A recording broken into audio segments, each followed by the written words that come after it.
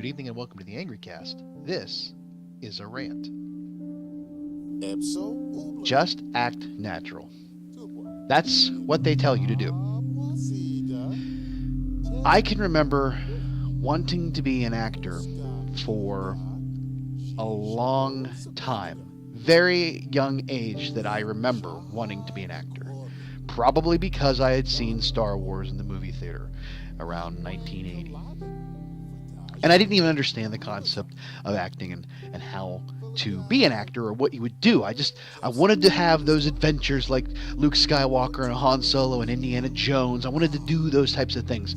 I didn't even understand how movies were made and how there was something outside of that frame where there was a bunch of people standing around watching what was happening, holding pieces of equipment, and somebody was yelling act, and somebody's yelling cut, and somebody's yelling print, and do over, go back to one. All of that stuff didn't even enter into my consciousness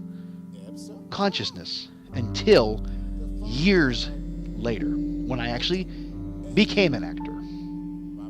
My first acting experience, if you ask my parents, there's probably somewhere, I don't know if I can find it and put it into here, there's a Polaroid of me pretending to either be a cliche, stereotypical, like, the idea of a Mexican American or a Spanish person, like, someone from Mexico wearing like a poncho and a sombrero leaning up against a building asleep, that image.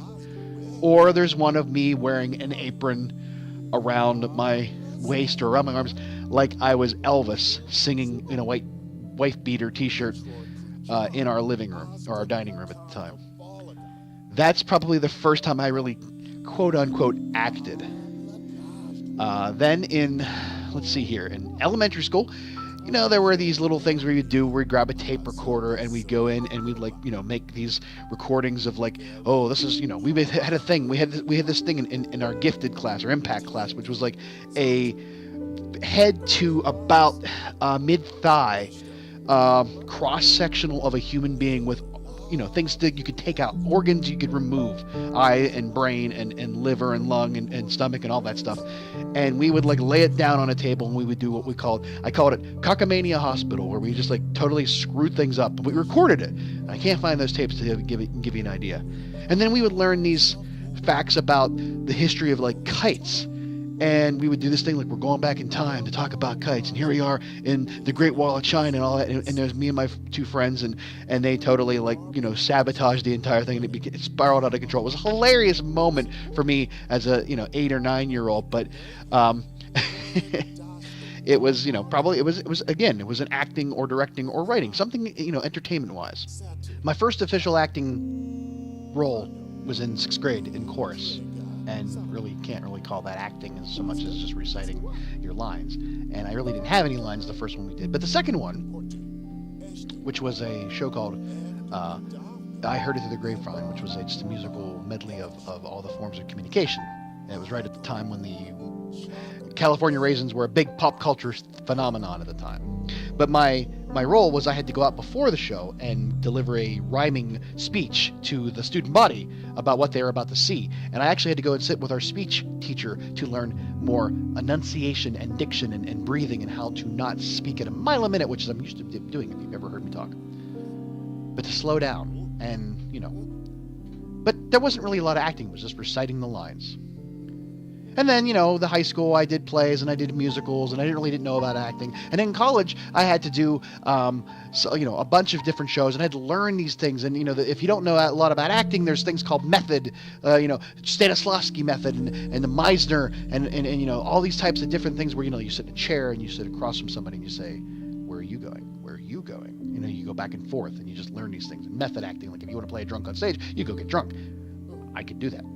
But I had a lot of roles that I really didn't have the life experience. I didn't have anything in that actor's tool bag to draw out of, to emote on stage when I needed to play a Vietnam veteran who was, missing, being a part of something to being home and there's nothing happening in Texas, just on a Friday night sitting outside of a bar with a beer and your friend and your brother. Or, playing a role where I had to actually, kill somebody on stage, kind of, or direct. And my girlfriend at the time had to do 3 different shows, one of which I directed, where she had to be very emotional. And I always wondered, why are you coming home so drained, so emotionally drained after doing a performance? I mean, she was doing a show, and I won't bore you with the title, but it's called Marat Sade. It's basically the story of how this guy got killed by the Marquis de Sade during a performance at an insane asylum. The Marquis de Sade apparently put on these plays, and this guy got killed, murdered by one of the inmates, and she played one of the nuns that were, sort of like the staff.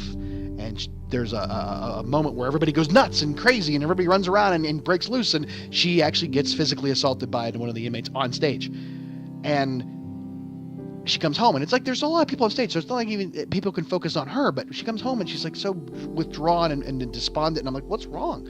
She's like, I'm tired. I'm like, how can you be just so tired?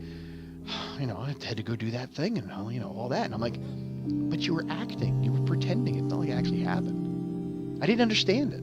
I didn't have the emotional capacity to go through that. And you could sit there and talk about how she's a woman, she knows these things, she's had to go through that before. She walked down the street, somebody comes, says something to you, and you're immediately like starting to think, is this going to be the time that I'm going to get attacked?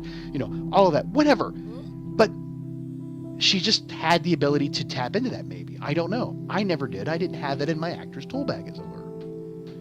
And then after college, I took some time before I actually did some more acting, and I did some comedies and stuff like that. And then I had to do a show where I had to play this grandson, this Italian grandson, who's, the typical Italian grandparents trying to get them married, and he's trying to send them up. It's a romantic comedy kind of thing. And he gets all pissed off at them because it goes horribly, and he says, I'm leaving, I'm moving away, I can't stand being, helicopter parented by you people.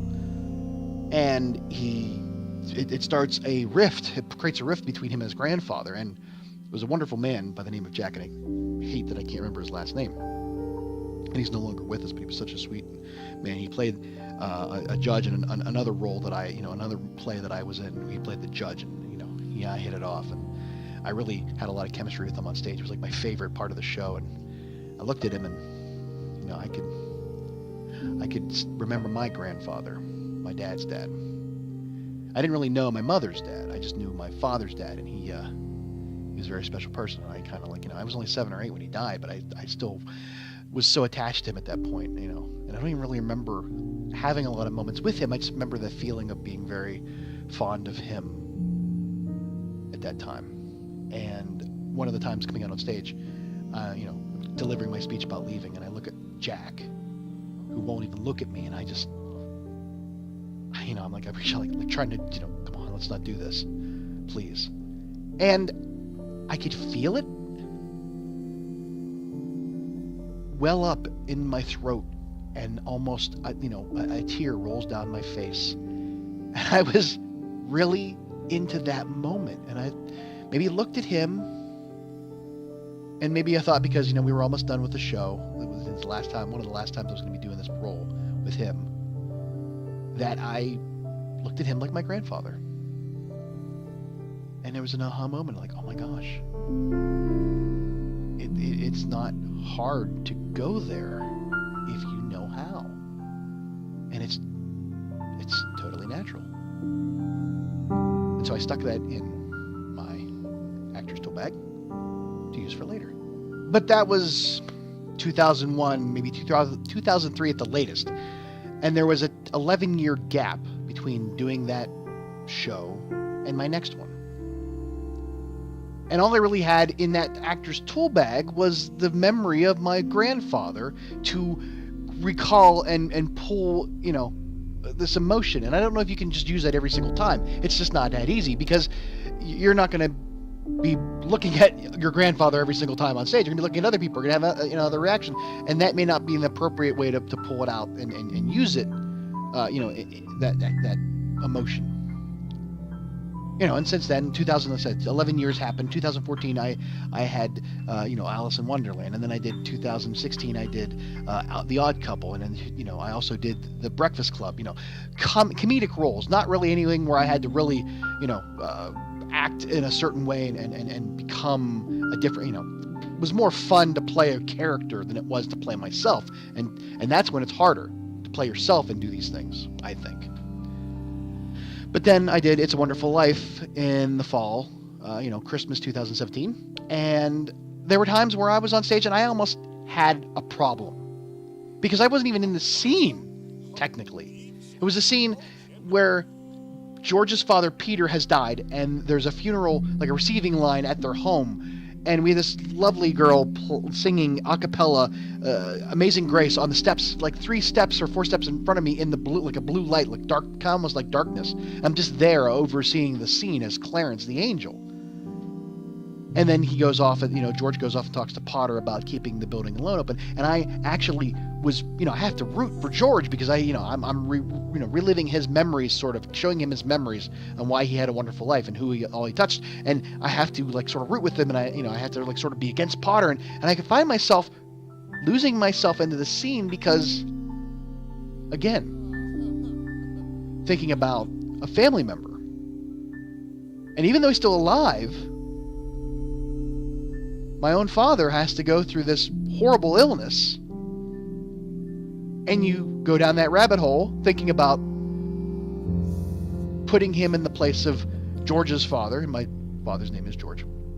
Again, too close to home. And I was kind of emoting a little bit more than I probably should have at that point. I wasn't even trying. And then I was like starting to realize, like, oh my gosh, I have been through a relatives dying. I've been through a marriage. I've been through a divorce. And I've had a child. I've got plenty of life experience now to draw upon to find ways to look at a scene and put myself there, even though it's not real. And even this show I'm doing now, called Minor Demons, where I play a lawyer who used to defend the mob in Philly, and who was an alcoholic and an addict who beat his wife and was totally out of control. And he comes home, he drives out, and he comes home to his hometown in southwestern Pennsylvania, and he ends up getting a job at a law firm, and the first case he gets is a horrible murder of a young girl by the hands of a young boy, and the kid confesses to it, and it goes horribly downhill, and everybody, there's just so much down, the emotion and everything, and we're wrecked at the end of things, and I have to actually cry on stage. I have to feel remorse. I have to feel anger. I have to feel fear. And I'm finding it easy to tap into these things because I have been through all those things in my 43 years. I've been a father. I still am a father. I was a husband. I, can think about how I would feel at that moment when I realized that, I could have killed my wife at the time by pushing her up against the sink and hitting her because she had just canceled my credit cards. Not because I ever would have done something like that, or not because I ever could do something like that, or not that something like that ever happened, but because I can sit there and say, by my gosh, could you imagine if it were you? And I'm just telling the story, so I'm imagining it. I'm pretending to tell the story, and I'm actually thinking about these things in my head, thinking, oh my God, what if that were me? And I'm emoting all over the place. And I turn and I see my daughter, who watched me beat her mother, and she is not even scared, even though she just watched me violently hit another person, her mother, and I'm out of control. And she just looks at me like she expects me to have done that, and the disappointment sets in. And I just realize that that's the motivation I needed to go to, become rehab or whatever, and dry out and build my life back up again. But it all spirals out of control. And now I have all those things in that tool bag because I've been in situations where I can apply those people. I can put them up on stage. I can grab them out of the tool bag. Here's my, my ex-wife. Boom, she's there. I can see her right now. And I'm thinking about what kind of person would I have been to have done something like that? And my gosh, and we had a very, I'm saying, let me break the tension here a little bit. We had very amicable divorce. Things just didn't work out. You don't get these kind of, not to say you should be lucky to be divorced or to be, have a marriage fall apart, but to know that it's not that horrible of an experience. It was, but still, it could have been a lot worse. There are people that they still don't get along. We get along very well. She lives down over the hill from me. She lives very close to me. We have very good communication between each other about our daughter, and everything's fine. But to sit there and say, what if it wasn't like that? What if these things would have happened? And to go there on stage and you put yourself into that, and then you start to feel yourself acting. And to look at your non-existent fictional character daughter on stage, but see your own daughter looking at you in disappointment at what you had just done, that can effectively make you cry on stage. It can. And now I can understand why my college girlfriend was so tired after. I had rehearsal today from 12 to 3. I've been wrecked all day long. And I wasn't even given 100%. I was kind of off today. But having to act like you're in distress and like in freaking out and everything else, it can really make you physically tired. I mean, when we did Breakfast Club, I was, the principal, and I had to chase the one character around like he's going to the gym to play basketball to distract from the other kids sneaking away. And I have to look out of breath. And I come around the corner, and I had been walking backstage to get into place and walk out on stage. And I'm out of breath. And everybody's like, oh my God, my girlfriend thought I was going to have a heart attack. The director during rehearsals stopped the rehearsals and said, are you okay? I'm like, I'm acting, shithead. Let me act, damn it. I was acting. Because I know how to be out of breath. Because I'm fat. I'm out of shape. I know exactly what I feel like when I'm not, when I'm in physical distress. I know exactly what it is. I can do that. It's in my tool bag. It's not hard to go there. But the unfortunate part of being an actor now, in 43 years of experience of knowing all these things I've known, is that I can go there. And I can find those moments. And I can be on stage, and I can sit there. And I have actually done it in my own privacy of my own home, just reciting my lines, trying to commit them to memory, going over, and I have felt that sadness of what's happening on stage. And I'm alone, and I'm just sitting there going over lines. I can figure that out. And it's kind of because I've become such a softie in a sense. But the problem is that being on stage and having a sad moment has become, unfortunately, all too natural. And I need to take a break after this. I need to have some happy times. There's been a lot of stress in my life the last year with losing my job, with things happening, falling apart at the house, and me not being able to financially take care of them, having to figure out a way to make ends meet with us all, looking for a job, and worrying about my family, and worrying about my daughter's health, and worrying about my health, and worrying about, everybody that I have, closeness to that are having troubles, and then going all over the place. And it has been very rough, and I need to get out of that, because the problem is that if you're not careful, you can find yourself trapped in that cycle, that downward spiral. I laugh harder at things that aren't even really that funny, but I notice and I recognize it, and it worries me to an extent, because I'm taking a lot on this show, and I'm compartmentalizing as much as I can, and I'm trying to control those moments, and sometimes I don't, and it comes out, and I snap for whatever reason, and I get a little bit angry and cranky, and I've been cranky outside of rehearsal with people, and I feel bad about it, because sometimes it's like, I'm not handling some of these things well. It's just like you let something out of the box and it's having trouble putting it back in when you need to get it. And it's hard. And that is probably why I'm failing at this idea of just acting natural. Because I've now tapped into this power that I didn't know I had, and I don't know how to control it, in a sense. We hear of actors who have not been able to, whether they have demons inside of themselves. In regard, like the Heath Ledger doing the Joker and then, having an overdose and being like, it took its toll on him. And you have to understand something, that movies are different than theater. Theater, you rehearse and you rehearse and you rehearse and you rehearse and you perform, and you start and you stop. And there's 2 hours or more of actual character. When you're doing a film, you're doing it in smaller chunks, and boop, it's out. And sometimes, in order for you to make the connection between one scene to the next scene and be in that character, you have to sometimes stay in that character, even when you're not acting. So even when you're not doing those lines and pretending to be that character, outside of that character, when you're just your actor person, you have to stay in that role. And sometimes your regular life and that character life don't mesh, and it can be a problem. But don't worry about me. Really, don't worry about me.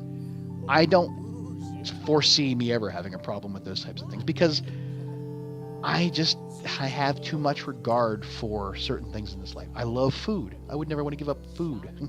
There's things that you don't have to worry about me. I'll be fine.